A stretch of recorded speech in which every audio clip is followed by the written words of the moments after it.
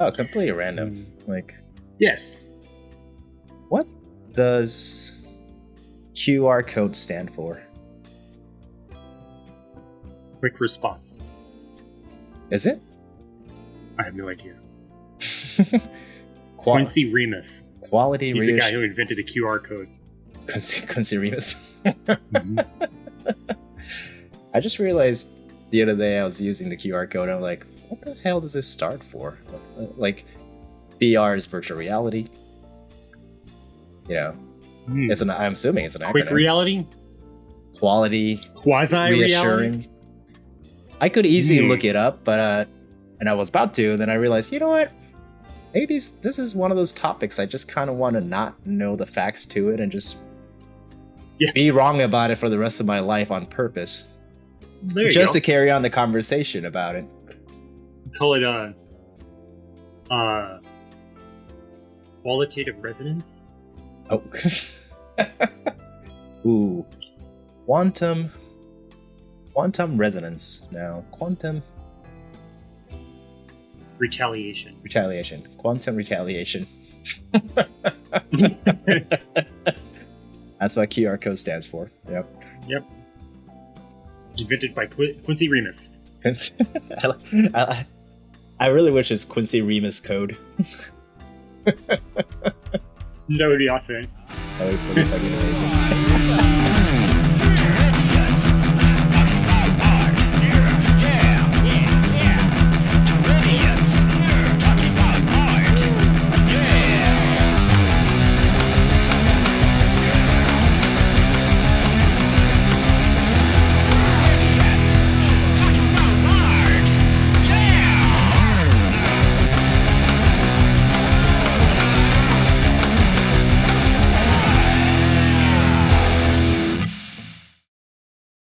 Hello, welcome to this week's episode of Two Idiots Talking About Art.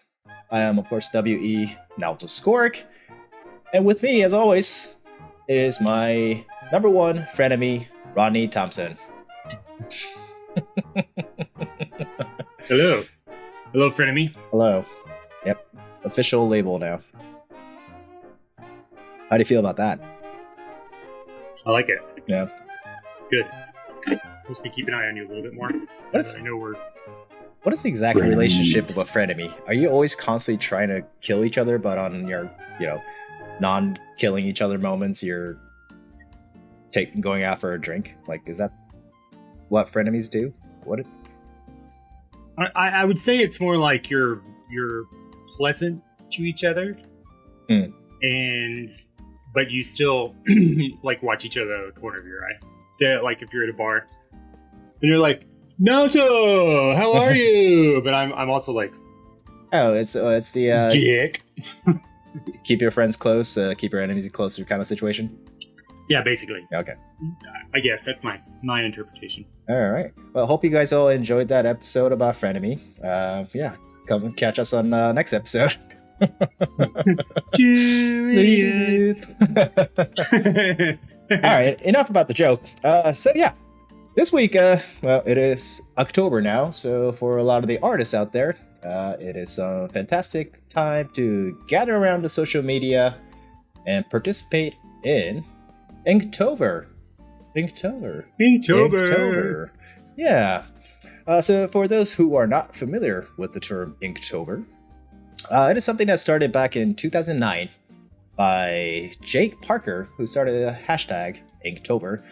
The whole concept was to gather artists or non-artists who does it for hobby, to use October as time to sketch out a ink drawing on a day-to-day basis for 31 days, and showcase them on social media, both to bring the group together and again have this whole platform so that people could actually hone their skills and kind of get into the habit of drawing every day.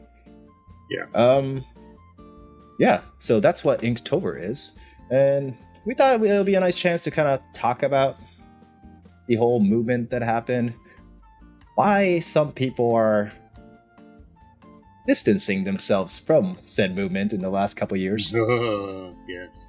And just kind of, talk about our own personal experience with Inktober. Or Yeah. I started dubbing it Sketchtober for my own personal reasons, which I'll like to explain down the road as well. Oh yeah. So that's this episode, which we shall start talking about now. And go. What do you think? How do you feel about Inktober in general? Like personally, like let's talk about our little experience that we had. Okay, so personally, I always loved following it. When it came about, I guess it was a few years before I actually started paying more attention to it, and I just loved seeing all of the artists, what they would come up with, and how different they were. Like it's very realist style work to typical cartoon stuff. It was always fascinating to see. Because both you and I kind of started late, right? We're late. Yeah, we kind of jumped into it later. 2018, I think it was. Yeah, I was also in like that very close-minded. That's not oil painting. Yeah. So I once I kind of pulled my head out of my ass with that, then I got really into it and really enjoyed it and started working with ink quite a bit more, like pen and ink, and oh yeah, and I loved it. Yeah, so and I still do now, occasionally. It's funny you mentioned that because a lot of my work lately has been predominantly ink work. If not, I still do charcoal stuff and trying to get back into oil paint for shows and whatnot. But yeah, majority of my stuff has been ink work in the last couple of years, and it was all due to the participation in Inktober. Which also I should add that, as the name states, the rules are pretty loose, mainly for those people that's trying to join in Inktober at this point. The idea is that you should be doing ink work, but as of late, it's kind of loosened up. There's a lot of digital art that you'll see on there too, because Oh yeah. But it's usually between the two, actual ink work or digital prints. I think. Yeah. Anywho, sorry. More mixed media coming in very later much too, which is cool. Yeah. Which is why this brought me into my love of Copic markers, which I oh god, they're so good. I really love. They're so fun to work with, and they're I've done a lot of so fun stuff. Expensive though. Like, do you buy they're not too bad if you get the refills. I need to really I don't know if I found any of the refills at Jerry's. I mean, I'm always like order them online, order them on Blick. Yeah, but I'm trying to support local stores. Yeah, that makes sense. Order them through. No, I should go ask them. They'll probably order it for you at Jerry's. You think so? They might, yeah. Yeah, I guess I never. Just see if they will. See if they do that, and you could pick it up in store or something. I should try that one of these days.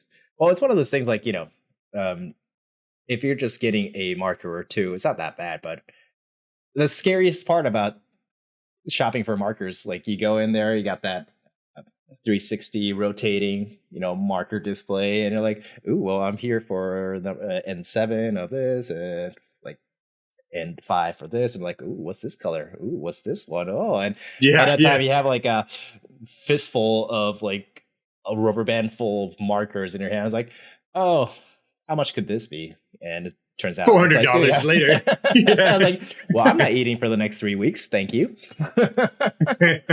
And they just dry, sometimes they dry up so fast, which is just so disappointing. It's just part of those mediums, how it works. But yeah, as beautiful as those markers are, it saddens me. Yeah, every time I have to go shop for it. I know it's a strike to the wallet for sure. I'm not kidding when I say like my art expense is the highest during October. During the last couple of years. No, I fully believe that. Mainly because of Inktober. Yeah, watching what you crank out during Inktober, which I love, by the way. I am always excited to see what you do. Thank you. Hashtag Nauto. I can tell that you probably are going through stuff quite a bit for what you're producing. Especially like, oh god, what's that one you did?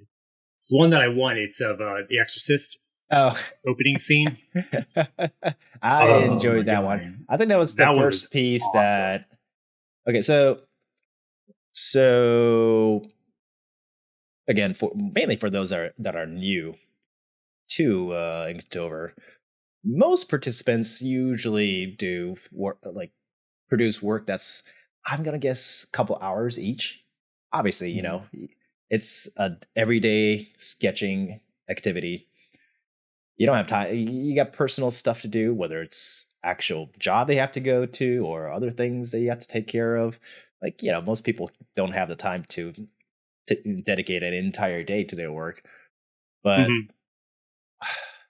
so my first year was like all the sketches were really tiny. It was in a little sketch pad. It was, a couple hours at a time. And I wouldn't say, I would say 90% of those were pretty crappy sketches. And then, you started looking at a bunch of the other feeds and you start finding all these amazing works. Mhm. And you're like, holy crap, like I'm kind of embarrassed with my work. So Yeah, so the following that's year, the way I felt about mine. yeah, then the following year, I remember the first couple one was still kind of, a tiny little sketch. I was actually in San Antonio for David Cassan's workshop when October kicked in. So I was only able to do like quick sketches. But once I got back home, I was like, you know what? It's time for me to up my game. And so instead of doing a little sketch on a little sketch pad, like I decided to do actual, it was like 10 by, I started, drawing out 10 by 10 mat to actually draw in, and it became more of a larger scale drawings. And the first one was Eddie Van Halen that I Yeah, think I got really, really into because he just passed away like a week yeah. prior to that.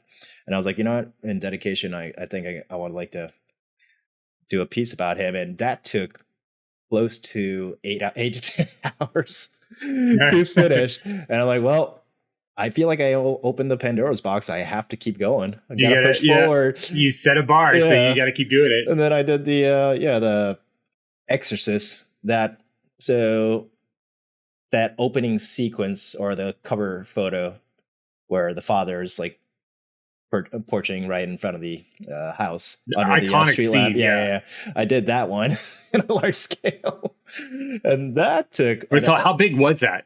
I mean, I kept everything under 10 inch by 10 on purpose, Okay, or 11 by 11. One, I decided to go with square format just so that it's easier to capture for Instagram, which was like the main platform for that to begin with. right. And when I was working on it, it took, mind you, I was working pretty much full time on the side too.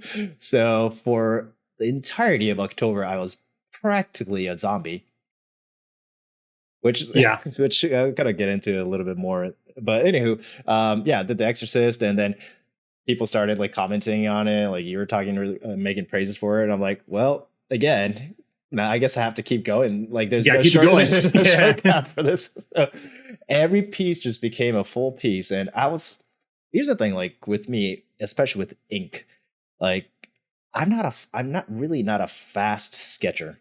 Like it takes a long time to do the draft work as well as the finishing, because I usually do cross hatching mainly. Um, so every piece was just, again, 8 hour, like 6 to 10 hours. So there was late nights during October. So by the end of that year, oh, I should mention, I was pretty much at a point where I was supposed to be submitting one drawing a day, but I was slowly getting behind every drawing. So my October or Inktober lasted until like November 30th, just to get everything done. I was like, hey, yeah, I'm done. Which kind of defeated the point of the draw everyday thing. But funny thing is, I realized it's, as much as the rules are there to push you to draw every day and have a piece done every day, I realized, it doesn't matter if, as long as it's motivating you to actually keep working, you know, yeah, the yeah. rules I think there's can't be still bent. Yeah, reward in that. Yeah, for sure. absolutely. Which is kind of crazy I because after all that, you think I'll change my platform the following year. I I think I got a little sloppier the following year, but still, it was, a large format. And I don't know. I just kind of got into that mode of like, okay, every piece has to be something good to show. Because that's the thing. If you're presenting a piece like every day, and you're constantly observing other people who's bringing out this beautiful, beautiful work, the pressure's on. Oh yeah, you know, if you want to call yourself an artist, or like I think it's the ego, if anything, Which brings me to the point, like, for those that wants to get into it, be really casual about it. Don't compare yourself as I do or Rodney does with other artists. Please don't follow our lead on that. No. Holy crap. I would do something and then post it and look at other people's stuff who posted, and I'd be like, God damn it. I quit. It's hard to do that, but I mean, the whole idea is to, again, bring the community together, which I think establishes, right? Mm-hmm. So, which brings and you get to. I mean, I found countless artists on there. Oh yeah, that I really love. So I'm grateful for that purpose. Even if I only did like 3 Inktober posts in the month, which then, that's a great point. If you're not planning on participating, I highly recommend just following the hashtag Inktober or anything related to that to follow artists out there. There's a lot of people that just kind of does it for a hobby, but yet are surprisingly and amazing at their craft. That is so worth checking out, And it's just a good way to keep an eye out for those talents out there. So do check those out if you haven't yet. It's funny to watch too. Like you'll see like some of the people that are posting, like you can tell that they probably did that in a day and like piled it onto their everyday life. And then there's the people who make these incredibly epic, highly detailed pieces, and they post something like that every single day. Like, you started Inktober at the end of last Inktober. Like, there's no way you did that. I'm pretty sure you've been working on this in the entire year. So Roddy and I have a select list of people that we followed that we would like to share later on in the show. But I think there are a few artists that exactly explains what you just talked about. Just like, are you sure you just did this yesterday or this morning? Like, this is not something you just pulled out of your little cabinet back there with all your previous art. Tons of like really detailed cross hatching and like just micro details. It's like, there's no way you did that today. I don't know, and they'll post it by 2 p.m. It's like, you didn't do that. Like, I feel I feel like we're suspending our beliefs due to our own ability of whether it's something that's capable with our skills. I do believe there's a lot of people out there that could just hash out these amazing things in a couple hours. But no, I totally agree with that. Too. I mean, I watch you, and you talk about how you're a slow sketcher, and I've watched you do this, and it's like, no, you're not. You're way faster than a lot of people. And that's what are you talking about? Wait, we're not going to get into that.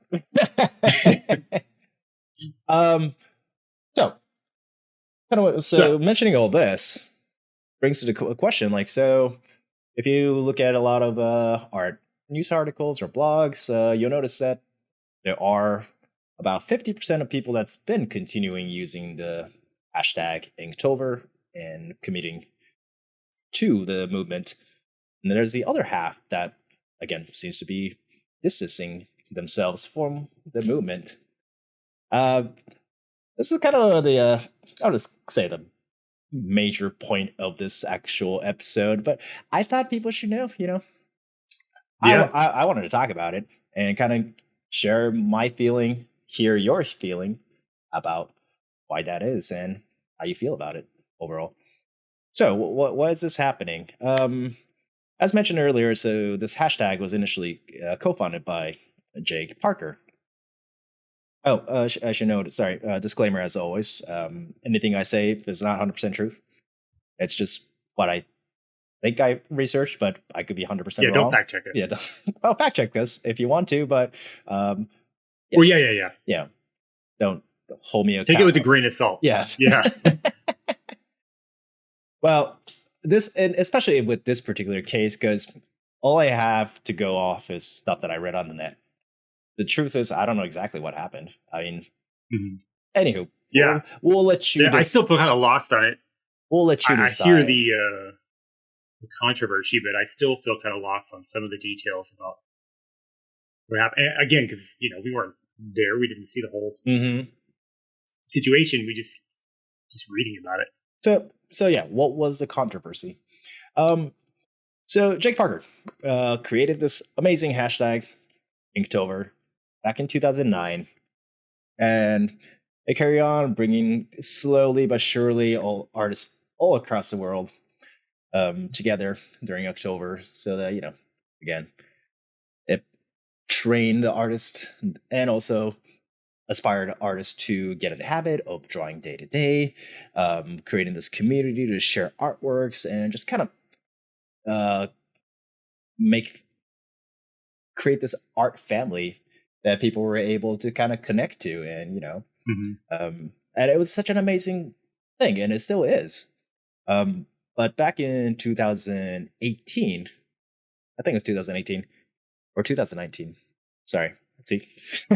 My information is already kind of shaking from the ground. Jake Parker decided to register the Inktober as an actual official trademark.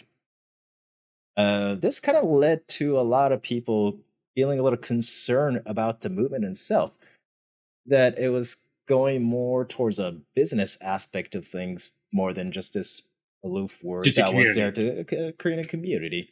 To make matters worse, there has been several artists that got the cease and desist order. I like cease and diseased. Cease and deceased. Cease and diseased. Sent out. Basically, they some of these artists used the logo Inktober to both advertise their work and to sell some of the prints, which don't quite. I'm on the fence about here. I see Jake Parker and the reasoning why he did this. It was so that there weren't like non-associated third parties to abuse the Inktober, and whether it's to sell the Inktober shirt just off the street for their benefit. And at least this is what he claims it is, that he didn't want the non-affiliated parties to abuse the name Inktober. But then also, because of that, he didn't want other people using the actual Inktober to promote their work. When I say promote their work, obviously to use the actual logo itself, like hashtags and claiming that it was part of the Inktober and description, were totally fine. But this definitely shook the community and kind of started a rift. Yeah. And then, to make matters worse, the following year, so this would have been 2020, I think, right? And I'm just gonna quickly. Wait, was it that far along? I thought it was much earlier than that. No, it was pretty late. Let's see. Bear with me, folks. Idiot coming through. Oh, wait, maybe it was. I thought I said 2019. No, I think it was much earlier. No, because this happened when we started. No, it was before. Let's see. All right. Una momento. 20 minutes later. So I was right. It was right. 2019 was the 2019 was the copyright or trademarking of Inktober, and 2020 was the plagiarism allegation. Yeah. Yay, I was right. You win. I feel like it was way earlier. The last 2 years have felt like a time warp. I feel like we're actually in 2072 now. At least my body feels that way. Well, apparently, pandemic year is 4 times longer than an average year. So yes, yeah, no, it's very true. It's scientific. It is. So back to the point. So following a year of the registration for Inktober as an official trademark, Jake Parker got accused for plagiarism for his sketching tutorial book that was supposed to come out in 2020, September 15th, by another artist, Alfonso Dunn.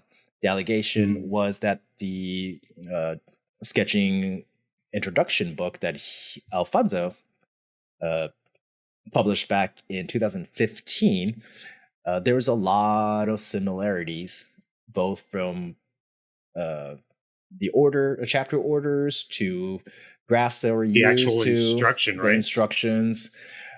But this was based off on a short clip that Jake Parker and the team published on YouTube as like a teaser, like a marketing device.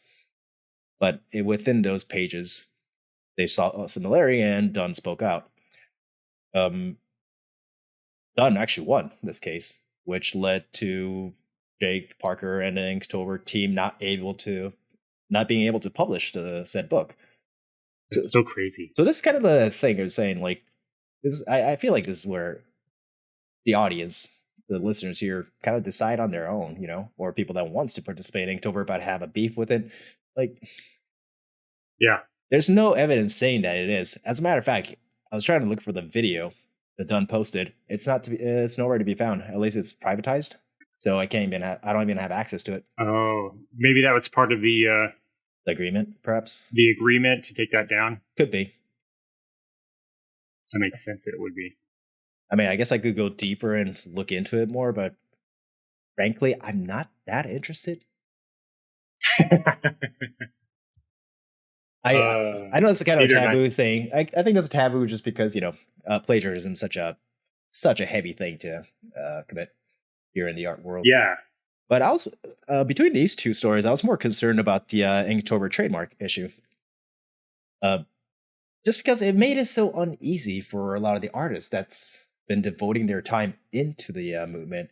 And frankly speaking, the movement is literally only here and so worldwide thanks to the artists that has supported it. Sure. Jake created something amazing, and without his initial action towards it, like, none of this would have happened. Or maybe it would have. Who knows? Yeah. But probably looking for anything prior to 2009 to see if there was anything even remotely close to like Inktober or a specific movement like that, and I couldn't really find it. So I couldn't find anything either. I can't see anything that. I mean, I think that was inventive to do that and come up with that. The plagiarism thing for me, I mean, from what I do know, was pretty unintended, sketchy. I found two things about it. Well, actually, it doesn't you really laugh at my joke. Oh, I wasn't listening. What was the joke? Oh my god! I said unintended. It was a little sketchy. Gee whiz, Naoto. Wait, I don't get it. Could you please explain it? I am an idiot after all. No, it's past. No, okay. My heart's broken. Anywho, I was going to say that Rodney-san, it was a really fun joke. A part of me died inside. That's when you know. A part of me died too. That's when you know it's a good. I don't need your pity. Well, I was trying to look up more. I tried to research more on whether this plagiarism was something that was legit. It's such a hearsay kind of situation. It's because there are no actual hard copy evidence to actually connect it to see, compare it to. So it's hard to say at this point.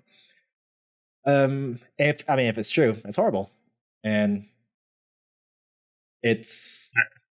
Some of the examples that I remember seeing online looked like it was very, very close to what Alfonso Dunn had done.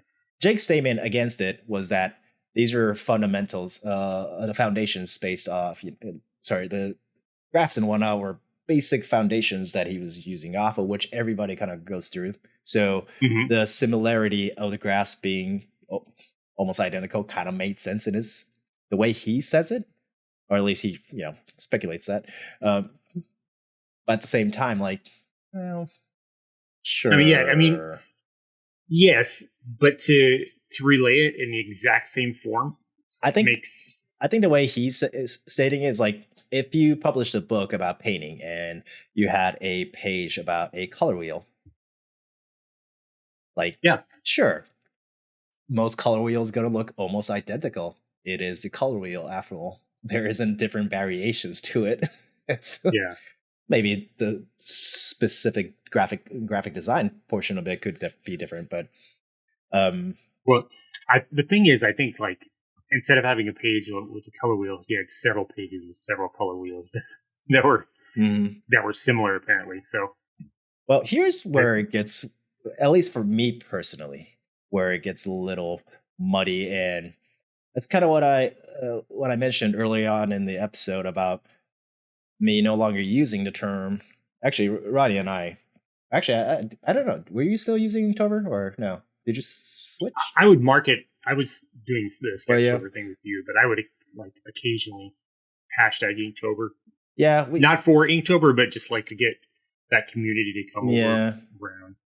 I had a bit of discomfort using it with all this knowledge that, like, I was in a weird place of like, I don't know all the facts, but from what I hear, I don't like it. So I kind of wanted to continue doing it, but I just didn't want to, support a movement that I didn't agree to. Yeah. Mainly because I felt like what seemed like a nice cause has just become a way to exploit other artists and became a business platform for him. Because it's funny because even with the trademark, which actually bothers me more, that he mentions all this about, well, it's to protect the actual Inktober logo and the name itself from other parties, and then he wants to still keep it as an open space for other artists. But then again, he's got merch. He's got his own merch station or merch page on his website. He sells was it Zig pen set on there too, sponsored stuff. And I'm like, well, I'm not here to tell you that you shouldn't have some sort of profit off of this thing, because after all, you did create it.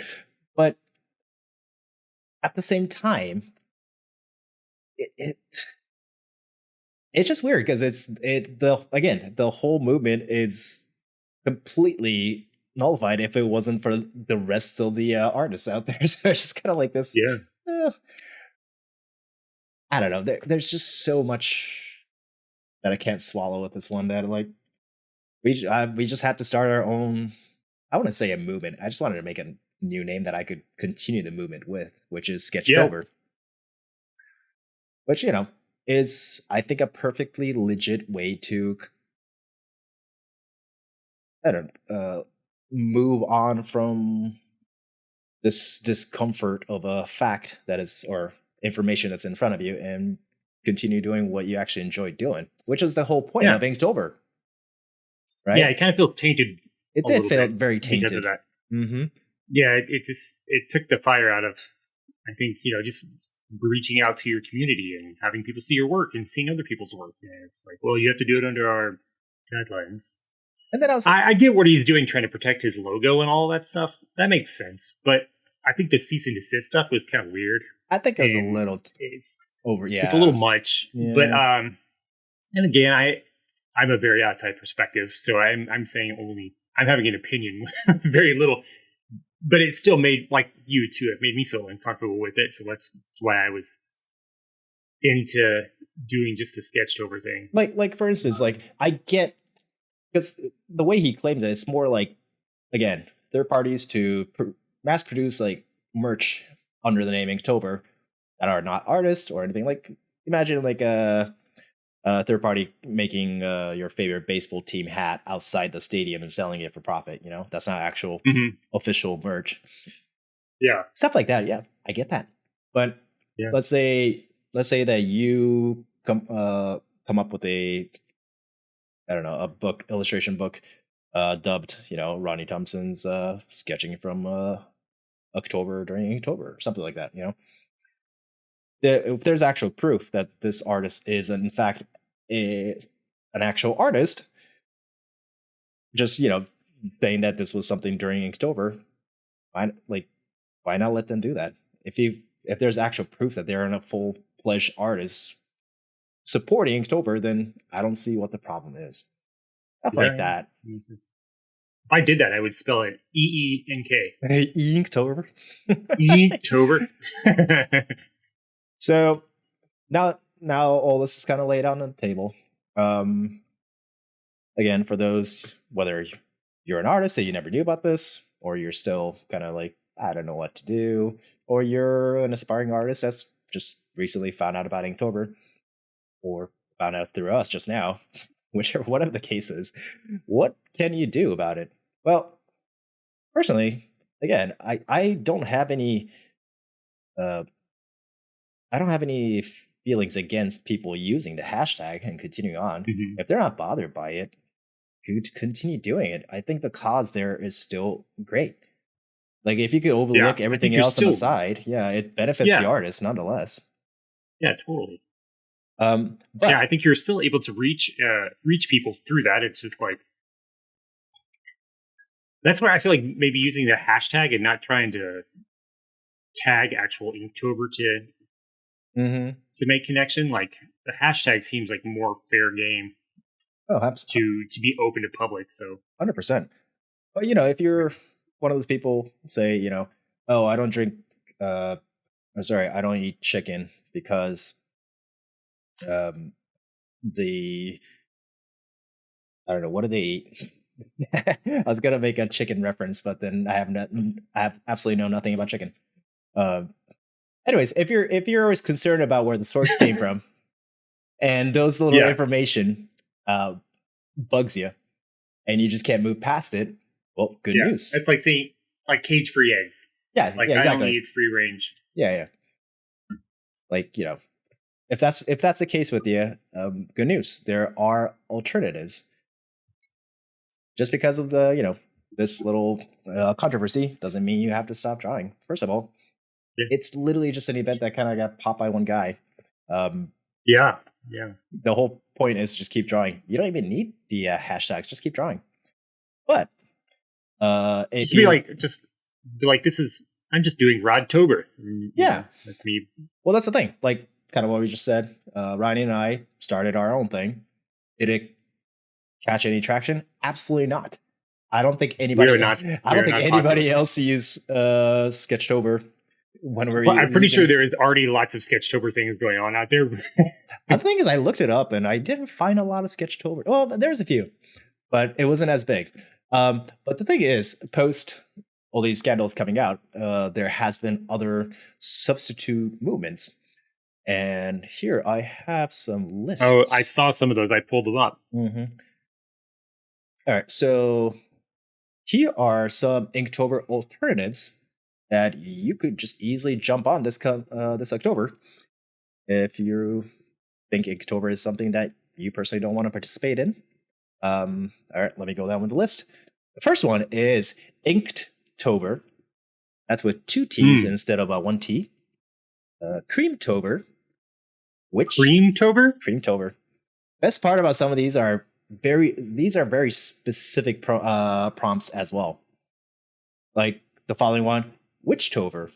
I'd assume it's a specific group that just wants to draw witches through October. I could get into that. Monstober. Again, I would assume they just draw monsters. Goretober. Ooh. I don't know what this one is. OC October. I'm curious. I'm going to check this out. Hold on 1 second. Is that like Orange County? You draw the beach scenes, you draw the lifestyles of rich white people. No, they don't have a description for it.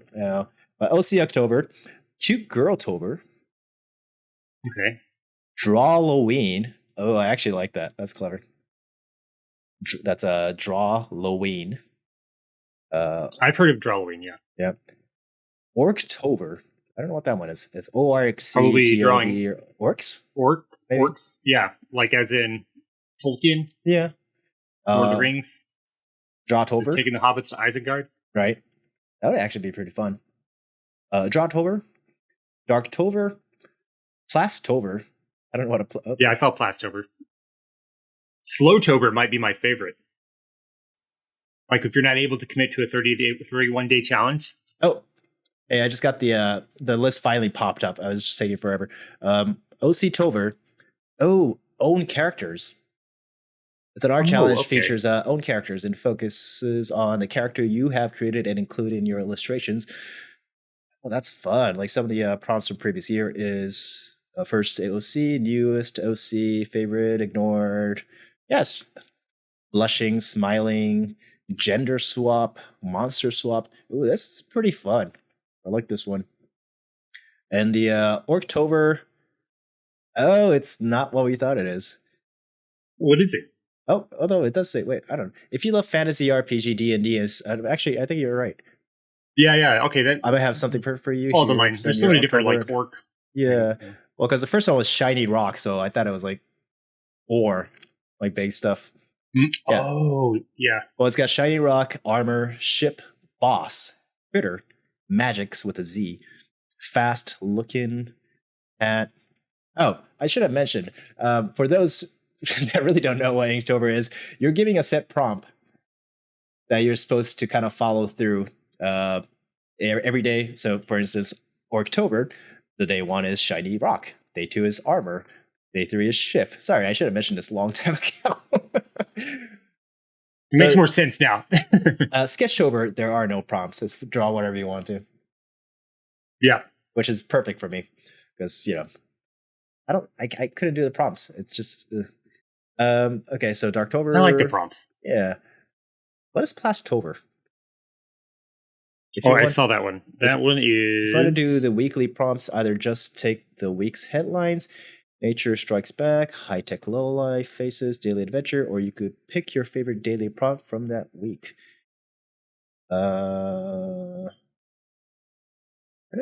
Okay. I'm gonna start Skulltober. Ooh, that would be great.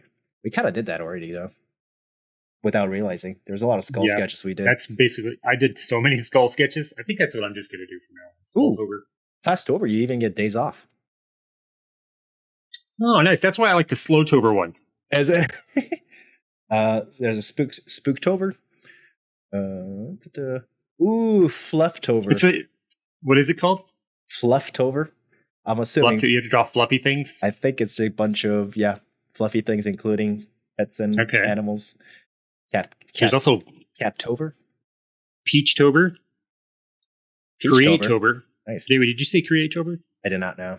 Oh, maybe I did. Gobtober. Gothtober? Gobtober. An art challenge dedicated to drawing goblins. Oh, nice. That's more of the kind of the description you were talking about earlier. With the, I like that. Gobtober. Mab's Drawloween Club.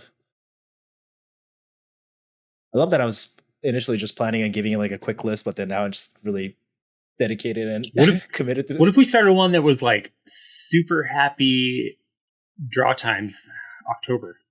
Just the most ridiculous name that absolutely makes it's not no attempts for puns or anything. Mm-hmm. Just straight up like we're just having a good time drawing here, Tober. Yep, I like that. Yep. Yeah. I'm surprised nobody came up with Let me see. Wait. Let's see. Super happy, intelligent time. October. There would be the acronym is. There needs to be like ellipsis. Shit, October. Ooh, I like it. It's not very good.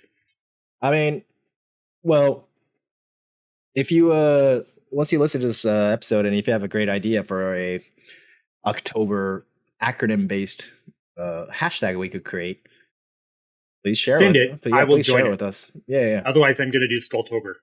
It'd be nice to kind of start a movement, huh? I always wanted to start a movement. Me too. I want to be and then run that run that for like 10 years and then slowly move towards, a kind of a cult status where I'm just kind of ripping off the benefit of it. Wait a minute. I'll eventually sell it to Meta after that. So yeah, those are some of the Inktober alternatives that you could easily jump in this October. Yeah, it's funny because all of these have a birthday of like 2020. Yeah, where all of that shit hit the fan. And again, keep pushing this. Any of these, including Inktober, is completely fine. Nothing's like, it's a matter of perspective at the end of the day. Hey, whatever you as an artist feel comfortable, or as a person, more importantly, I guess. Mm-hmm. I can't state this enough that, I'm not personally like distancing myself completely from Inktober again. I feel like I have to say that again. Yeah, because it's important. Mm-hmm. I personally didn't do anything but good to me, and especially now said some nasty things about your mom. Yeah, it's funny because this was kind of pre-cancel culture, wasn't it? I guess so. Yeah, it was like in the it was kind of the it was ahead. Well, no, it started to happen. Yeah, I thought cancel culture that was started like happening like 2016. That started becoming a thing. Has it? Wow. For obvious reasons. Yeah, well, actually, you're right. Well, you're right. I do not have a timetable in my mind anymore. That's like, I cannot think chronologically anymore. Like everything happened in the last 3 years, almost. It feels like. Yeah. So who are some of your artists that you really like that you've learned from? Oh yes, let me share. So if this at your attention, here are some artists. Whether they're actually before I get into that, Rodney, are you doing October this October? Inktober, Sketchtober? What are you doing? Skulltober? Something Tober or Shittober? Shittober. Shittober? Yeah, I mean, it's such a good one. Let me come up with a good acronym, and then I'll see. I've got we're in October now, so I have to figure it out pretty quick. Yeah. Well, are you doing October-based event this year? Possibly. I'm also working on an MFA, so that would probably be challenging considering midterms are coming up. Okay. I'm personally not. I don't think I. Okay. I don't have the time to, but I will be participating in a very small scale. I'll occasionally be dropping something. As much as I can. I don't think I have the time to do day-to-day this year, unfortunately. So I'll keep my eyes open and still follow and support those that are participating in this October event. But yeah, I likely won't be doing it. I like the idea of doing it again in the future when I don't have a lot of artwork already on my plate. Plus, we have East coming up. Mm-hmm. That's kind of the main. That's pretty much the main reason. Finishing up this freaking podcast for, just closing out the year with this. Closing out with this, taking a lot out of me. Okay, so back to some of the people that we could recommend. Again, I'm not 100% sure if they're participating this year per se, but I'm really curious of what they're in. I would assume they are. Interview somebody. Yeah, I would assume they are down the road. And even if not, they're just spectacular artists to begin with. So I highly recommend just checking their work out. Anyways, first couple of people, the list that we gave out for Celebration of Female Artist episode, there were actually a couple of people that I personally found through Inktober. So I'm just going to go and name those out. One is Suri Kim. You stole mine. You gave me the I shared her with you too. I know. Yeah. And well, hey, she was in my previous list, so where were you for that? Because that's a rotating list. Your face is the hue is slowly changing color. Anywho, another person I mentioned in the previous list, Emily Johnson. As I mentioned in that episode, I found her through Inktober. So those are two people I highly recommend checking out. All right. First one, that brand new list, is Alex Vady. Alex Vady. His handle name on Instagram is AlexVady96. He does a lot of print works. Just beautiful, beautiful print works. Specifically, last year he did a lot of Japanese themed prints, main characters, or the heroes in this little fantasy drawing that he does, where all it was people, but also there's a lot of animal characters, basically doing old Japanese stuff, like Edo period venturing. But he does a lot of like what's that? Post-punk. Sorry, steampunk looking things. Steampunk kind of stuff. He does Cool, fantasy yeah. stuff. He is very versatile when it comes to the theme. He does some monster sketches. He does sci-fi stuff. Incredible artist. Please check him out. That is Alex Vady. Alex, if I got your last name, if I mispronounced your last name, please hit me up on Two Idiots and Art on Instagram, and maybe I could persuade you to come onto our show. Okay. Next one is Christopher Straver. Again, if I mispronounce your name, please. I'm just going to say it to every artist. Please send me a message and correct me, and we'll bring you on the show. Anyhow, Christopher with the handle name Lethal Chris on Instagram. He does a lot of, at least a particular year I saw, he does a lot of nature-themed marker drawings over tan paper, mainly using black ink with like monochromatic color, usually one or two color, but mainly a lot of white white pen to go on top of it. So he has a really impactful, like fantasy themed illustrations, just absolutely beautiful. And God, the details to the work and the composition is just stunning. So yeah, please go check his work out. Again, that was Christopher Straver. Next one is Ariana Zinner, a handle name on Instagram, Ariana Illustrates. As you kind of noticed from my previous or overall comments, I like cutesy arts from time to time. Very illustrative, little cartoony, cutesy works. This is pretty much exactly that.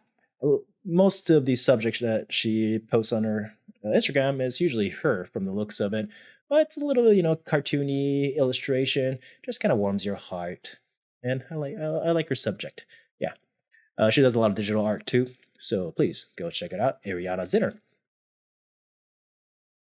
Another one is going to be Alberto Russo.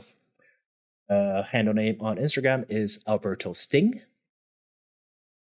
He specifically during the previous Inktober did a lot of animal sketches, and I think that's kind of what he does overall, looking at a bunch of his work. But the composition is killer. His use of light and dark space in his work is just beautiful. He usually does like a part of the animal body, usually its head, and like a little bit of, if animals have chest above, but within like a black, like pure black square. So having the subject in the foreground, and just the way he kind of plays around with the composition is so cool. And it's a very small sketch too. Looking at it, just the amount of detail he comes up with is amazing. Yeah. Sorry if I'm a little quiet. It's because I'm scrolling down and looking at the actual work in it. Oh no, it's all good. You're giving out a lovely list there. And he also has a book out, Alberto Russo Sketchbook 1. So, oh wow! Please check it out, Alberto Russo. All right, next one is Anna Marine. Handle name Anna Marine Art on Instagram. She does. What's the best way to describe her illustration? She is a goth character artist. I think that's the best way to describe it. A lot of her designs, composition almost looks like a artwork that you'll see in a tarot card. Everything is always themed around goth look. There's actually a lot of like My Chemical Romance caricature stuff that she posts on there. She does like Sailor Moon collection, but all in goth. It's just really fun watching it. Trying to think of how to best describe it. Caricature illustration in goth mode. Yeah, I came across. Okay. I think that's the best. Let's see. She's also a tattoo and clothing designer as well. Yeah. Anywho, please go check it out. Anna I feel like there's a Marie. lot of the ink artists in that are tattoo artists as well. Yeah, there's a huge. I mean, I almost feel like that's kind of how it started, anyways. Oh, well, I don't think Jake himself was a tattoo artist, but I'm sure there's a lot of attention that gathered around tattoo artist community that kind of followed it. Mm-hmm. I mean, it's their bread and butter after all. Yeah. Next one. It is Rebecca Chan, handle name _Reb Chan. She is a digital artist. She does a bit of a postcard size illustration, full colored too. I came across her because she did a lot of Ghibli themed stuff, mainly Princess Mononoke, and she does other illustration using video game subjects, which are my favorite type. Anywho, her use of color is just absolutely beautiful. Composition is great, and yeah, as for a marker drawing, she does it just comes across so good. Well, that's a lovely list. That is a lovely list. Oh yeah, she does a lot of what is this game called? Overwatch characters too. Wait, Overwatch character? Overwatch, like the video game? Yeah. Yeah. You know Overwatch? I know of it. Okay. I don't know video games at all, but I know. I hear all the names of things all the time. Also, apparently she's currently working on a Netflix animation. She's a pretty big deal. Wow, that's cool. Yeah. So that's Rebecca Chan. Please go check her out. And lastly, I swear this is the last one. It's going to be Alex DeCose. I bet you probably have him on your list too, huh? I don't. What? You will love him. I would assume. What's his handle? DeCose Art. It's DAKOSART. He does a lot of fantasy-based, like dark arts. The specific work that caught my attention during Inktober is that he does animal skulls as like the base platform, but creates this fantasy theme. They usually, for some reason, a lot of mushrooms growing out of these things. But just the detail. Holy cow! The detail that he puts into each of the work is astonishing. Oh, hey, there is a Skulltober. Yeah. Oh, nice. He did a skull. That's why it was all skull themed. I did not know that. Well, I'm following him now. I didn't know him. Yeah, I'm surprised. I almost. That's right up my alley too. Yeah. I just feel like most artists that I come across, I get it from you. So I was just under the impression that this was the same case, but I shared something you didn't know. That's new to me, and it feels kind of good. Yeah, I actually did one of Xenomorphs too. Like I saw that one. That was awesome. Yeah. This is kind of where it comes down to what we were talking about earlier. Like, did you really finish in a day? Yes. With him, I think he did. I've seen some of his live video, and he works pretty fast. It's almost hard to wrap your head around this, the fact that he could possibly do this. But I've actually witnessed some of the videos. So interesting.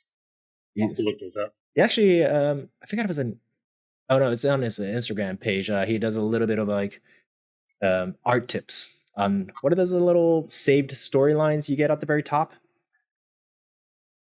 Yeah, just stories or like highlights, you mean? Highlights, yeah. He has some like art tips for people that want to get into ink works and others. So yeah, it's actually watched some of those and it was really cool. So that was Alex DeCose. Please go check him out. Out of the list, he's by far my favorite. So yeah, that's a good one. That's a really good one. That's a nice list. Thank you. Rodney-san, what do you got for us? So my list is not as extensive as yours, but just some people that I really like. Sori Kim, obviously, that's one that is amazing. Her use with the brush pens that she uses and ways she can create outlines and also use such a delicate touch to do her cross hatching is really, really fun to watch, and I'm jealous of her ability to do it. You know, she has classes now, right? Online. Yeah, on Domestika, yeah. Domestika. Actually took a couple of Domestika classes. The one unfortunate thing about that is I think it's based in Mexico, right? I think so. Something like that. So majority of the classes are spoken in Spanish or other language. There are a few classes in English, but it was kind of tough following some of those, like because I had to keep reading the subtext and whatnot. But yeah. It's really good. If you never come across Domestika, their courses they actually go on sale quite often. Under 10, like really big sales too. Yeah. And they've got a lot of good instructors on there. So highly recommend it. Yeah. Also, anyway, this is like second time we mentioned Sori Kim. If we mention her name, I'm pretty sure this is like the 38th time we've mentioned Sori Kim. Yeah. In our podcast lifetime. I have to make a little. I'll have to send her a message and see if she'll. Yeah. Yeah, a little clip just talking about her. Yeah. The love we have for Sori Kim. Okay. So she's a great artist. I really love her work. All of her like wildlife sketches are incredible to me. And it's just the textural quality that she can achieve that is spectacular. Richard Berner is another guy that I always liked.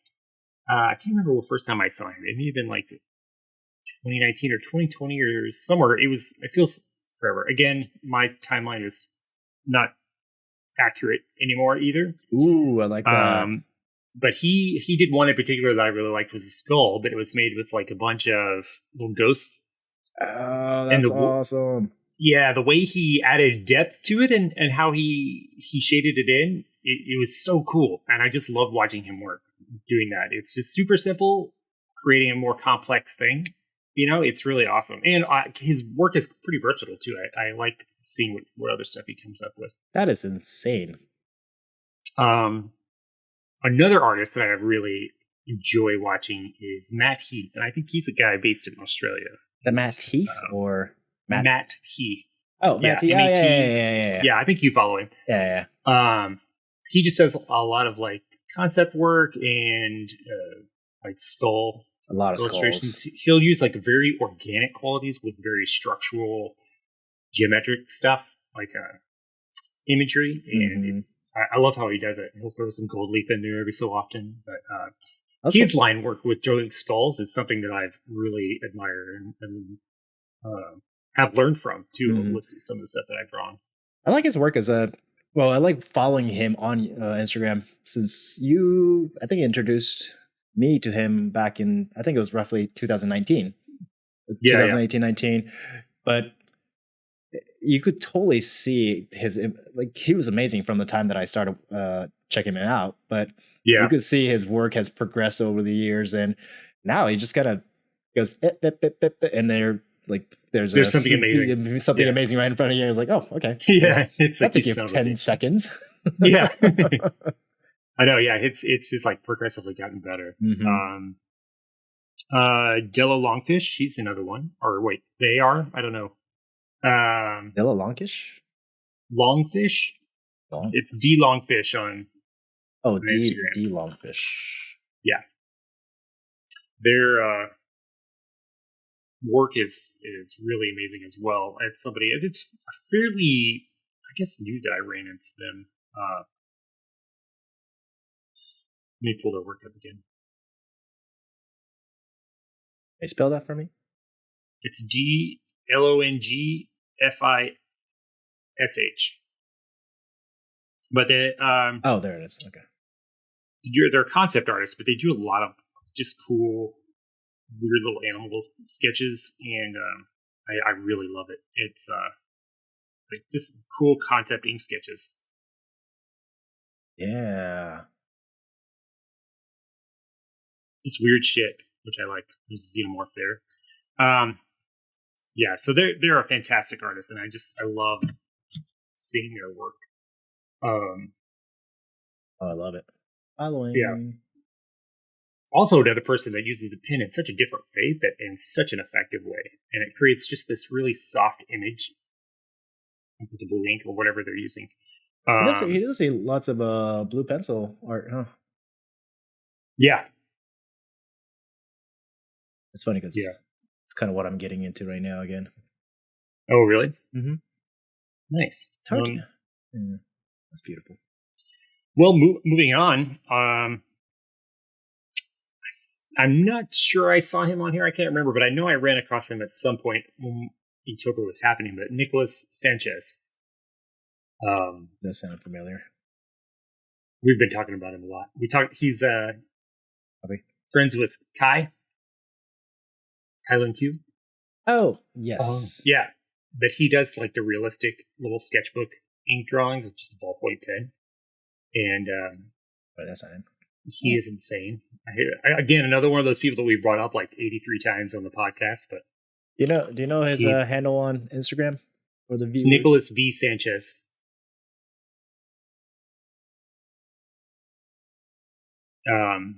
It's Nicholas without an H. Oh, that's where. Yeah. So his work is just stupid, insane good.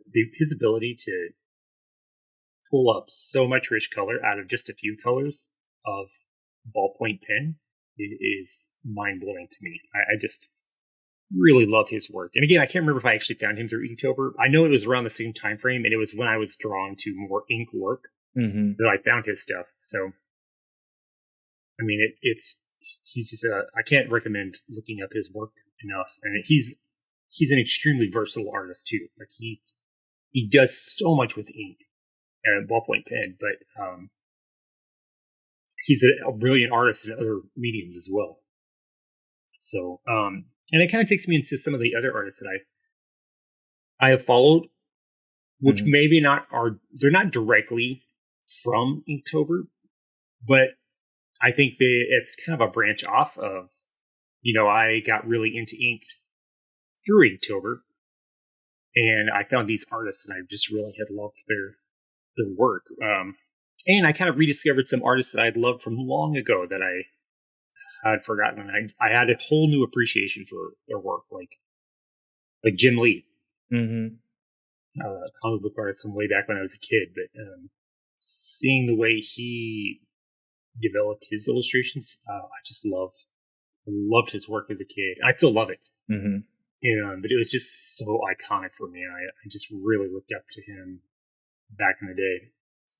So I was able to kind of rediscover his work and follow him on Instagram too, which was really cool. This is beautiful. And Mike Mignola, who did Hellboy, he's another one. He's got really cool, very weird illustrations. And I love the heavy blackness of his work. What's the name again? Sorry, Mike Mignola. Mignola. Mignola.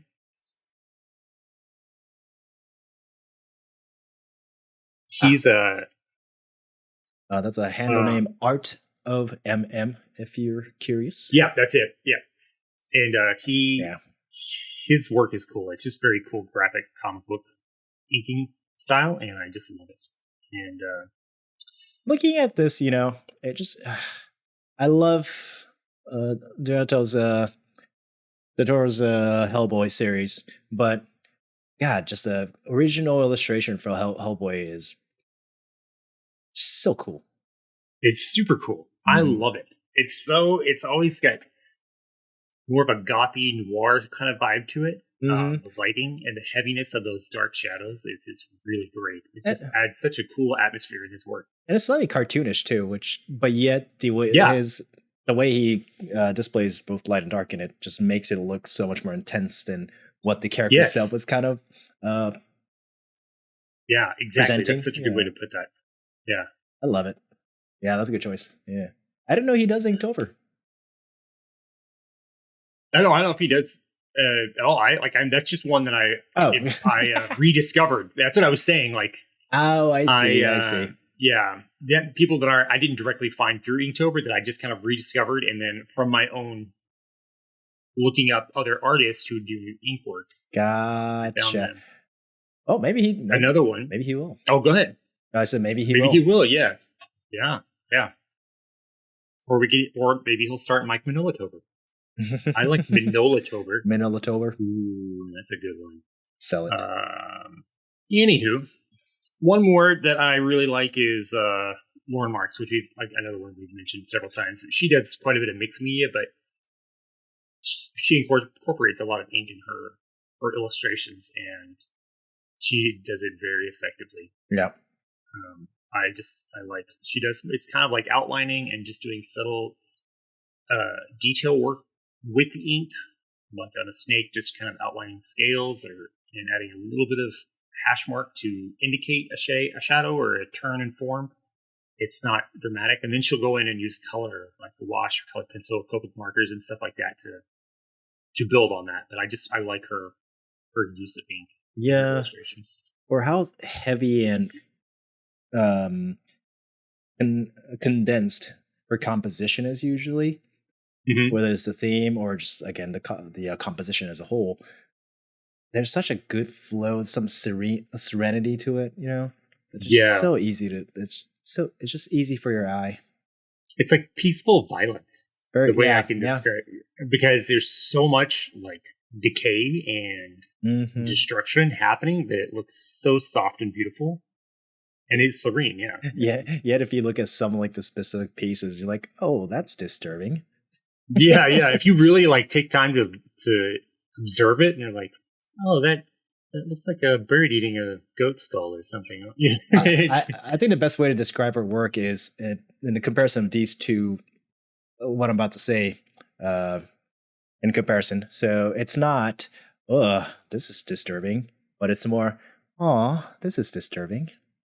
Yeah, isn't that it's disturbing? Yeah. Oh. Yeah, that's a good way to put it. Yeah. Was it the last of your list?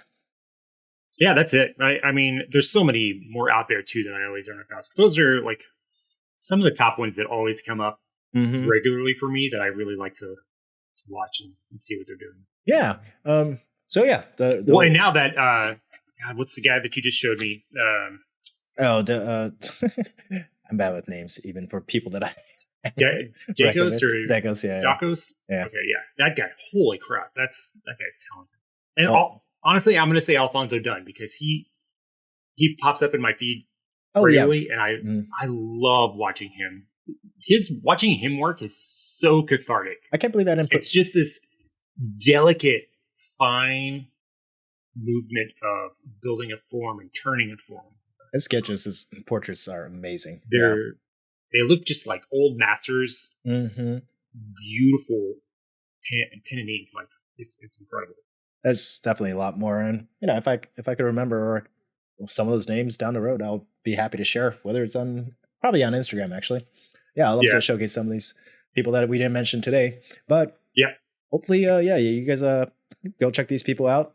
Again, go to Instagram and start following hashtags, whether it's ink, whether it's Sketchtober, whether it's Inktober, whatever not. It'll open up a whole new perspective on artists out there that you never knew until now. Yeah. All right. So, to conclude things, what did we learn today? Well, it wasn't about learned learning, that we need to go to the bathroom before the podcast starts. Yep. Well, I did. That's one. I did. My body does what it wants to. How many poops do you make in a day? My body, my right. Okay. Fair enough. You win that round. Verdict. So, again, if you never come across Inktober and the events similar to that for October, welcome. We, the community, invite you with open arms. And for those that's just getting into it, don't be stressed out. Don't feel like you're shackled by these rules, which there are like loose rules, but at the end of the day, what's in front of you are these tools to better your habit for drawing, and to make connections. Yeah. Reach out to other people, like-minded people, other artists. And importantly, don't let others judge you for what you do for it during those times. Like someone's like, oh, that you're not supposed to do that. Oh, this is not how this is supposed to be. Like, apparently some people criticize others for it. To that, it's like, shut up. No, that's not the point. You're missing the point of it. Yeah, completely.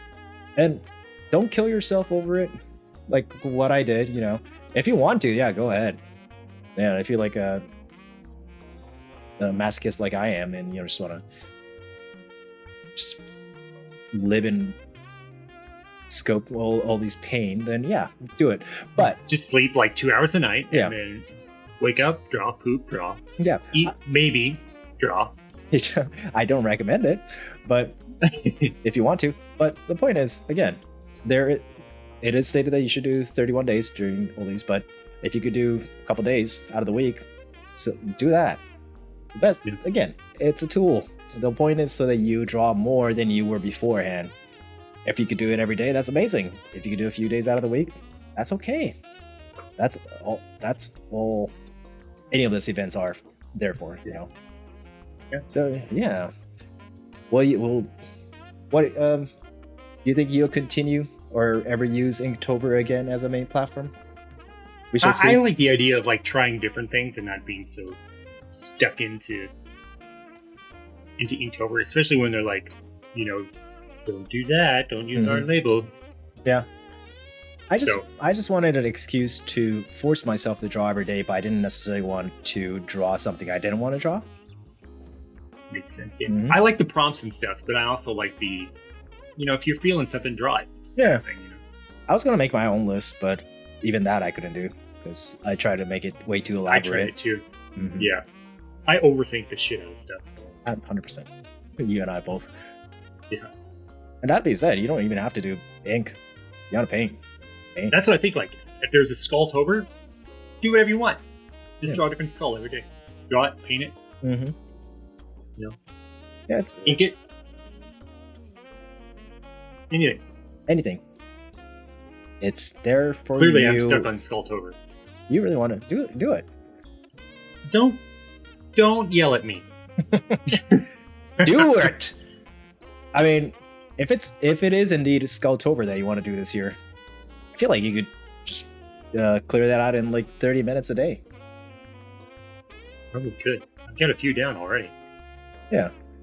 Just draw while you're eating breakfast and drinking your coffee in the morning.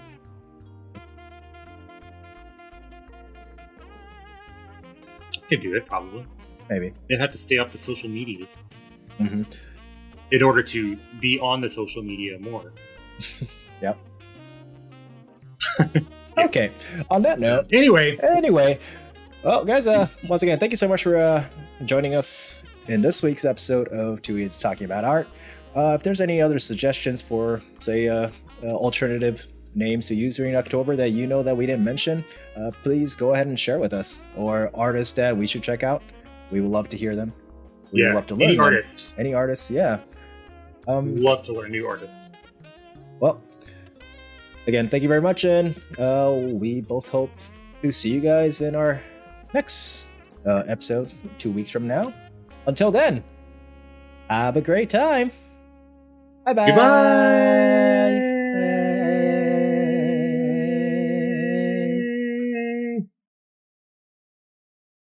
They're